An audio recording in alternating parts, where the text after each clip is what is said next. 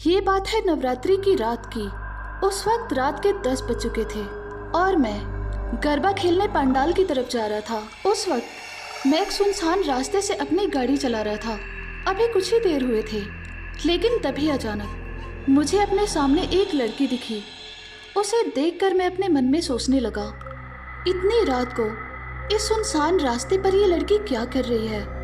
उसके बाद उस लड़की ने मेरी गाड़ी रुकवाई, तो मैंने गाड़ी रोक दी और गाड़ी से नीचे उतर गया। उसके बाद मैं उस लड़की के पास चला गया और मैंने उससे पूछा, कौन हो तुम और इतनी रात को इस सुनसान रास्ते पे क्या कर रही हो?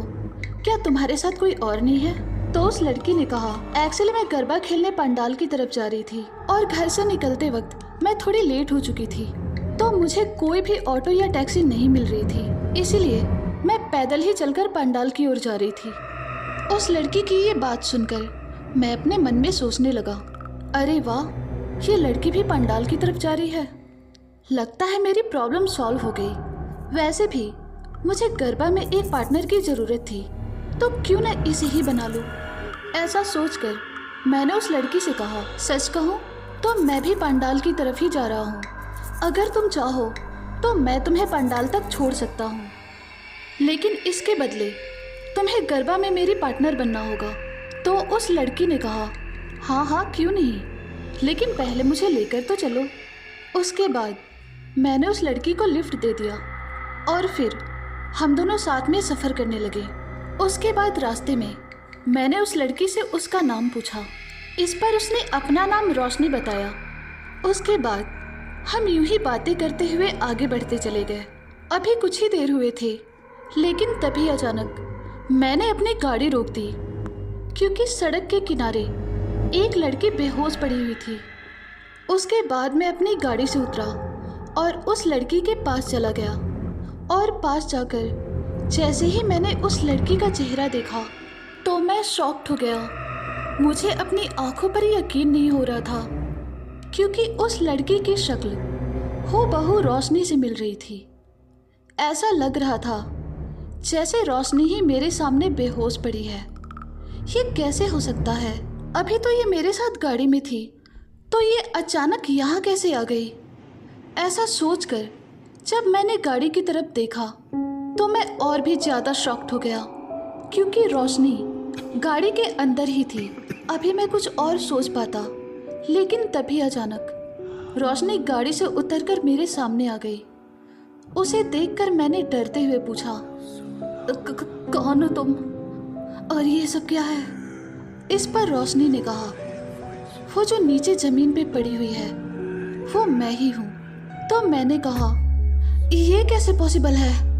अगर वो तुम हो तो मेरे सामने ये जो खड़ी है ये कौन है? तो रोशनी ने कहा, जो नीचे पड़ी हुई है वो मेरी लाश है, और जो तुम्हारे सामने खड़ी है ये मेरी आत्मा है।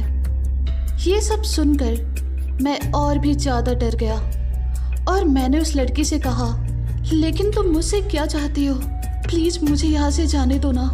इस पर रोशनी ने कहा, देखो डरो मत, मैं तुम्हें कोई नुकसान नहीं पहुँचाऊँगी, बस मुझे तुमसे एक हेल्प चाहिए। तो मैंने कहा, कैसी हेल्प? तो रोशनी ने कहा, एक्चुअली आधे घंटे पहले मैं यहाँ से चलकर अपने घर की तरफ जा रही थी, लेकिन अचानक रास्ते में मुझे हार्ट अटैक आ गया और उसके बाद वहीं पे मेरी मौत हो गई। उस लड़की ने आगे कहा, मेरी मौत के बारे में मेरे घर में किसी को भी नहीं पता, तो क्या तुम उन्हें कॉल करके यहाँ बुला सकते हो? उसके बाद मैंने रोशनी की बात मान ली और फिर उसके बताए नंबर पे कॉल करके रोशनी की मौत के बारे में जानकारी दे दी। कॉल कट होने के बाद रोशनी की आत्मा अचानक से गायब हो गई। उसके बाद मैं थोड़ी देर तक वहीं पे रुका। फिर कुछ देर बाद ही रोशनी के फैमिली मेंबर्स वहाँ पे आ गए और रोशनी की डेड बॉडी अपने साथ लेकर चले गए। उसके बाद मैं भी वहाँ से अपने घर वापस चला गया। अब इस बात को लगभग 6 महीने हो चुके हैं, लेकिन मुझे नहीं पता कि आखिर वो रोशनी कौन थी। लेकिन फिर भी मैं माँ दुर्गा को दिल से धन्यवाद देता हूँ, क्योंकि उनकी कृपा से ही नवरात्रि की रात को मेरे हाथों एक भला काम हो गया।